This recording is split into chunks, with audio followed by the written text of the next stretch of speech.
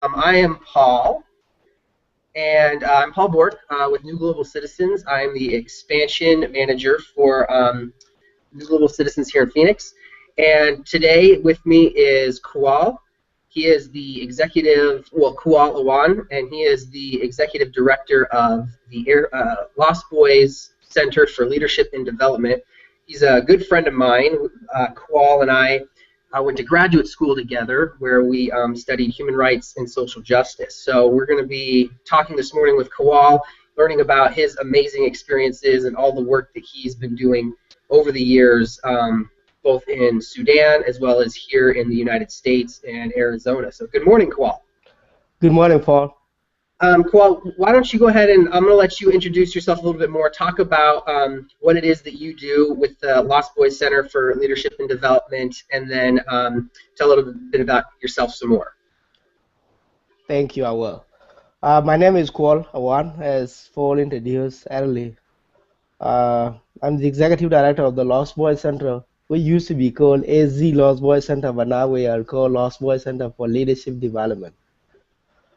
Uh, I moved to this country, to be exact, 13 years ago, and I was a refugee in the camp. I joined, the group known as Lost Boys of Sudan. It started in 1987, but the war that brought me here started in 1983. But as I went to the refugee life, I lived by myself with a group of boys and girls, and in different refugee camps. But in 2001, the U.S. offered us the opportunity to come here to the United States as a refugee. And this is through immigration. That is a lot of process that I cannot explain here, but I will go ahead and just say briefly what happened. So I was settled in Salt Lake City, Utah in 2001. When I first came here, English was not the language that I speak. I speak so different languages in Africa, but my native language was a language called Dinka. So that was my language at the time. So I went to schools here in Salt Lake City, in Utah, and then went to University of Utah and get my undergrad degree in psychology. And so from then, I was involved in the leadership of the Lost Boys community, which is a community of 3,800 people in the United States that came in the interval of 2001 to from November of 2000 to September 11 of 2001.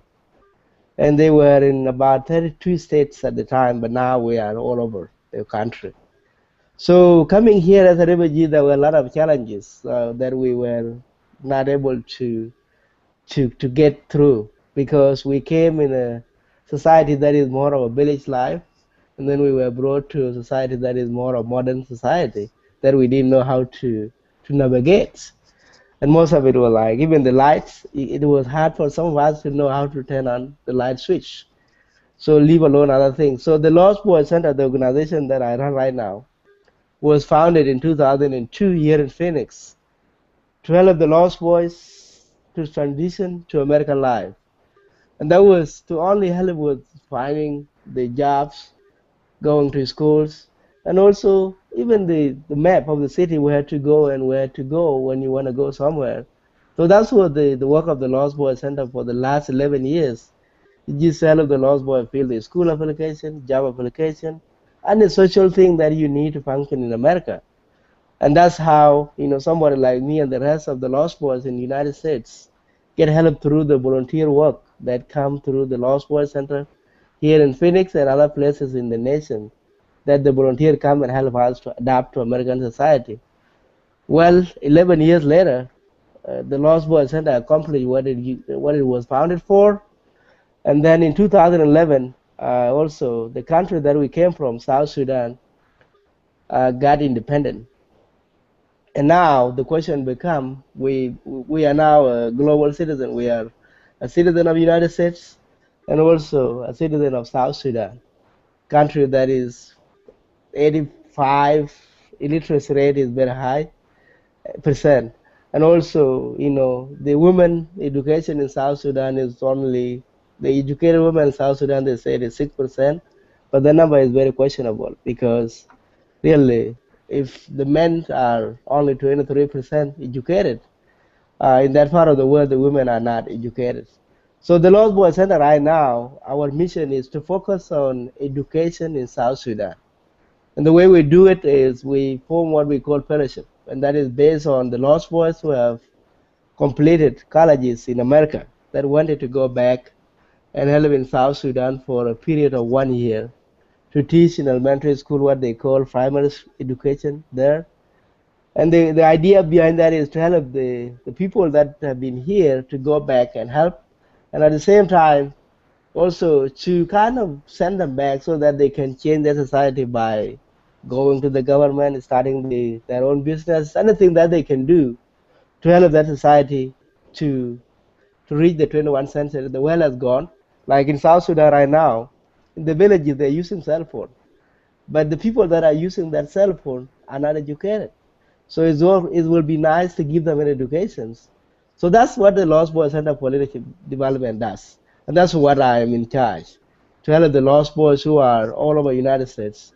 And hopefully in the next few years, it will be Lost Boys all over the world because there are some of them in Australia, some of them in Canada, some of them in UK and everywhere. So that we can focus on them to be able to go back, and then they also can mobilize their friends. Like myself, my friend Paul, whom I met in the program that he mentioned earlier, the grad school here in Arizona State University at human rights and social justice classes. If he wanted to go back for a short period of time and help in South Sudan for a week or two, that would be an opportunity for them to go. And then so do other friends that we have all over the United States and over the world. They can be involved that way, and that's why our relationship with new global citizens is very important because it can create that hub whereby people can link. You can link a kid here in the Bali here with a kid in the village in South Sudan, and then they can help each other to mentor each other. So that's what I do. That's thank you, Paul. That's great. You mentioned that in 2001, when you first came, there was 3,800 lost boys throughout the United States. Has that number changed, either gone up or down in the past 10, 11 years? It has gone down because some of them went back to South Sudan. What happened after 9/11? It was supposed to be 16,000 people that come through that program under the Lost Boys program. But when 9/11 happened, the whole program was stopped. It didn't happen because what happened at the time, Sudan as a country was also among the countries that sponsored terrorists. Even Bin Laden himself was in Sudan from 94 to 96. So when the US was attacked at 9/11 of 2001, what happened was the US government, because of the security, stopped the whole program. So the number didn't increase. So actually the number decreased because some of the people went back to South Sudan. Hmm. Now, for people who are watching this, some people might not be entirely familiar with the history of South Sudan. If you could briefly talk a little bit about, as you mentioned, South Sudan became an independent nation in 2011, correct? Yes. Yeah. So South if you could Yeah, talk a South little bit Sudan, more about Sudan as that. a country. Let's talk a little bit about Sudan as a whole. Sudan has been in war from 1955, and then it stopped in 1972, and then it started again in 1983. So, and the fighting was between the North and the South. And what they were fighting for was South are Christian and also African who believe in their African God, and also the North are more of Arab background and believe in Islam. So there was a power struggle between Islam. The people from the north want the country to be governed based on Sharia law, while the people in the south want the country to be governed with rules that just govern everybody, not has nothing to do with the religion or God, for that matter. So that fighting has been going on for a long time. That's the war that actually created what they call Lost Boys. We were forced by that war to leave the country and go out and look for safe or refuge in the different countries. So, but that war in 2005, the U.S. government and also UK, Norway, and the rest of the countries put a lot of pressure on both sides that were fighting the North and the South. to come to an agreement. And that was signed in 2005. They call it CPA, that is called Comprehensive Peace Agreement. What they did in the agreement, they said in 6 years, people from South Sudan will decide whether the Sudan will be united country or they will break away and form their own country called South Sudan. So 6 years was in January of 2011 when South Sudanese they went and voted. They called a referendum. So we were even here in Phoenix we voted, and all unanimously the Southern Sudanese 99% voted for separation. So July 9 of 2011, that's when they raised their own flag as a country. And that's when South Sudan became independent. And that's when also the Lost Boys Center, which used to be called AZ Lost Boys Center, changed its name a year later to address the problem in South Sudan. Because with all those years of war, what happened is the education was not a priority. What was a priority was to fight to get that freedom.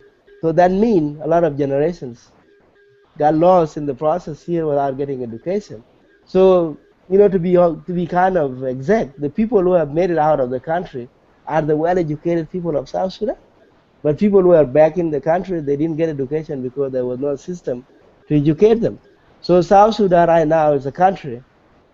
It's a 2-year old country actually. It became country July 9 of 2011. So it will be 3 years in about 2 months or a month. And so we are a country that just started in 21st century, and we hope to get advantage of what this 21st century has given us, like what we are doing right now with That's exciting. global citizens. So maybe you could also talk a little bit about, because even though South Sudan has now, become the newest country in the world, and it's still in its infancy. It's only 3 years old.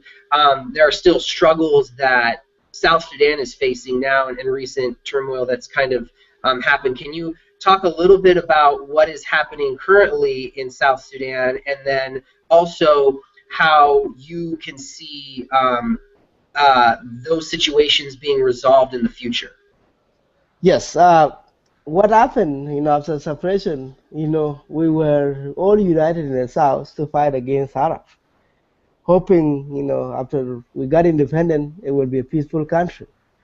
But after 2 years into being a country, what happened in December, to be exact, is December 15 of 2013, last year, the election is supposed to be next year for a new president to be elected. So the party which is ruling, they call it SPLM, Sudan Liberation Movement, which has been fighting the war for the last 23 years, and then after independence, they became the ruling party. They start fighting within themselves. In politicians start fighting for power. The former vice president, his name is Dr. Riek Machar, and the current president, Kir Mayar. So they start fighting. So who will lead the country in the next elections? And that was a fighting, political fighting within a party.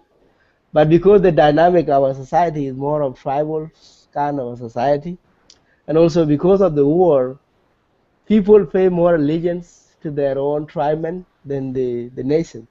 And so what happened in December, the fighting broke out was in the presidential bodyguards, was in the city, was in the capital city, Juba. And that easily got into tribal lines.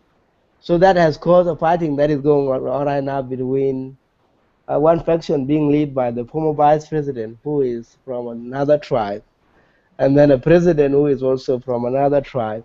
So that fighting is going on right now, and it has been 5 months since it started. And on last Friday, they just signed, both of them went to the neighboring country and they signed the agreement to stop the war. So based on what we are talking about today, it can easily be dealt with simply because what caused this is lack of education. Because what is happening in South Sudan, people don't see their tribal identity as bigger than their national identity. But with education, I think you can educate citizens of any country that what is very important is not your tribe. Your family is more important within your family, but we are one big family under the flag of South Sudan, which is a country that we all belong. And so for us, in order to educate the citizen of that country, and that's exactly what, like the new citizens, new global citizens can help in that, because the children in America here, all over the world, they understand the civic classes that nation is the most important thing. It's not your tribe. So with that, I think we can be able to educate the kids, the young people in South Sudan right now, about their civil rights. That yes, you have the right to be a member of certain tribe, but at the same time in your passport it says South Sudan. So really, if I talk like I'm talking in America right now, I will not tell anybody that I'm from a Dinka tribe. So somebody will ask me, what is the Dinka tribe? But if I say that I'm from South Sudan, somebody will understand well that yes, South Sudan is a country, and this man belongs to South Sudan. And that's education that is learned in the classes. It is learning is a civic class that you learn in school, and it can easily be dealt with through civilized society. And I think this opportunity that we have today can be able to give that. And that's what the Lost Boys Center wanted to address.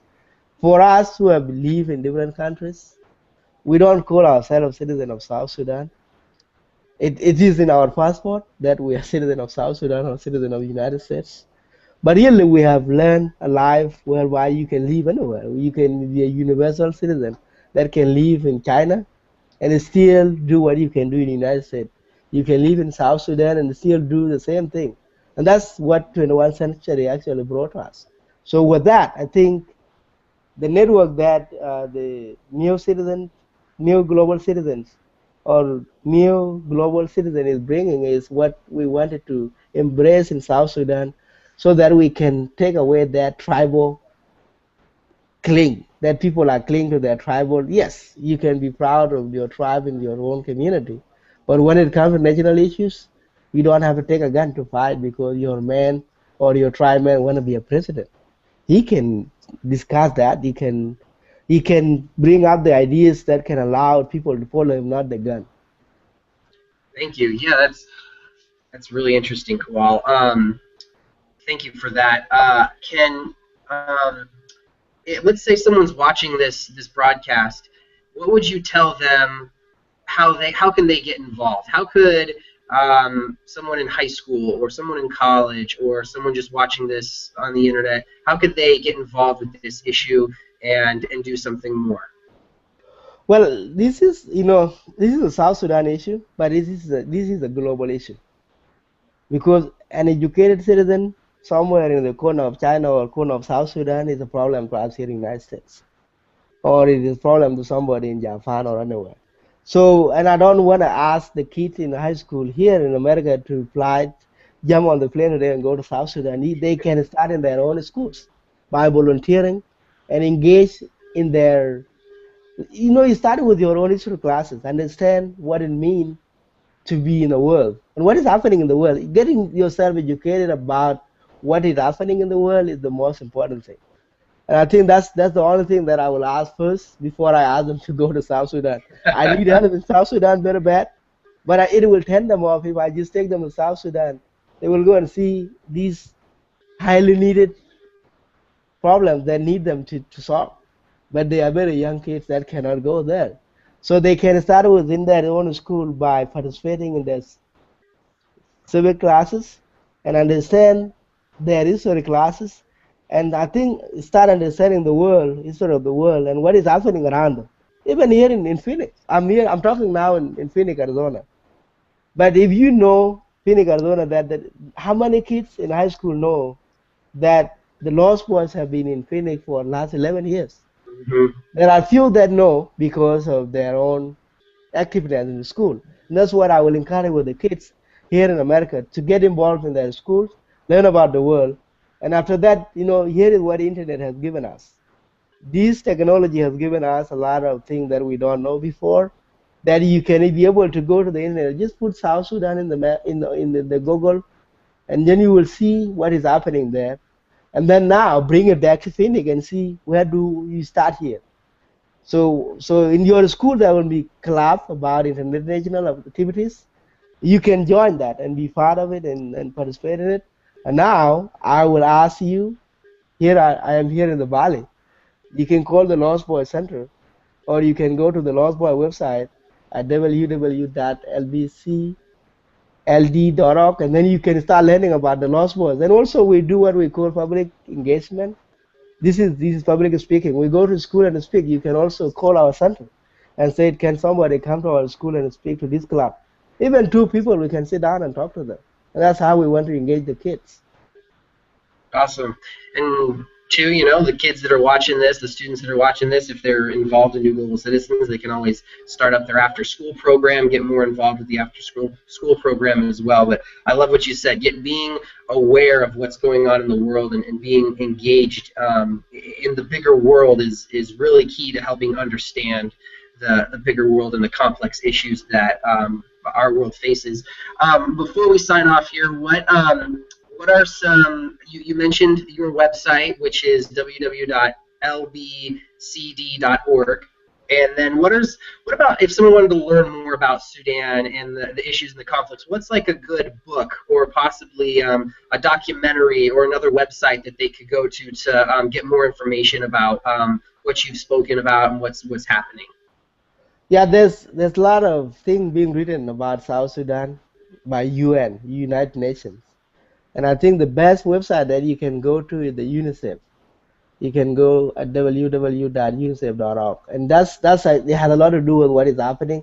You will see the statistics of how many people that have gone to this school and how many people that have, you know, you will be even taken away by if you see the statistic of people that have not gone to school in South Sudan. That will help a lot. And also there are about the books that you can read. They call it education in South Sudan. It is a manual that was written within the last 5 years, an assessment of what is happening. Especially, the young girls, in America.